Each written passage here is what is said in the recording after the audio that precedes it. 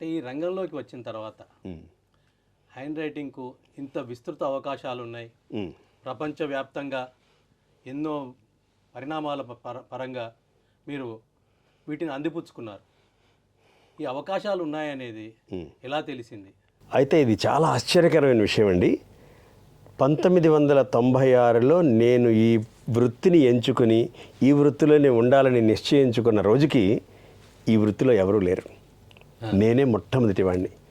ఈ వృత్తిని ప్రధానంగా తీసుకుని ఇక వేరే పని ఏమీ చేయకుండా టోటల్గా దీంట్లోనే ఉండాలి, దీన్నే చేయాలి అని నిర్ణయించుకొని, అంటే ప్రపంచానికి ఎవ్వరికీ తెలియకపోయినా మన మనసుకే తెలుస్తుంది మనం దేంట్లో చాలా బలంగా ఉన్నాం, మనకి ఏది చాలా ఇష్టం, ఎందులో మనం చాలా రాణిస్తామని.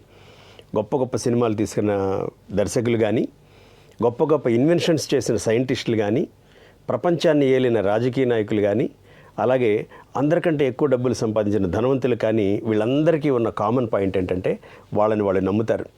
ఆ రోజుకి ప్రపంచానికి వాళ్ళు తెలియదు, కానీ 2 ఏళ్ల తర్వాత, 3 ఏళ్ల తర్వాత, 20 ఏళ్ల తర్వాత నేను ఇలా ఉంటానని అప్పటి నుంచి అబ్దుల్ కలాం నుంచి అరిస్టాటిల్ నుంచి ఈరోజు ఎలాన్ మస్క్ వరకు వీళ్ళందరికీ ఉండే కామన్ క్వాలిటీ.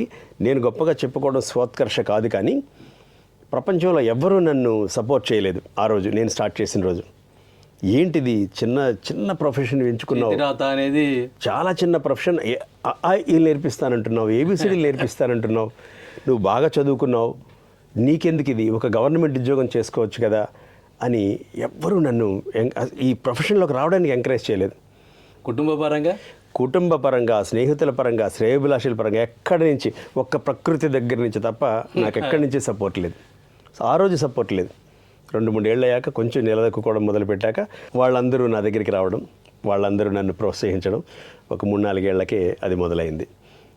అంటే ఈ విషయం పరంగా నేనేం చెప్తున్నానంటే, మీరు బలంగా నమ్మిన విషయంలో మీరు జాగ్రత్తగా వర్క్ చేస్తే ఒక రోజుకి, అంటే ఒక 1000 రోజులు ఆ పనిని చేసి తట్టుకోగల ఆర్థిక స్తోమత, లేకపోతే సమాజాన్ని నిజంగా మీరు నమ్మించగల ఒక పొజిషన్లో మీరు ఉండగలిగితే ఎవరైనా ఏ రంగంలో అయినా రాణించవచ్చు.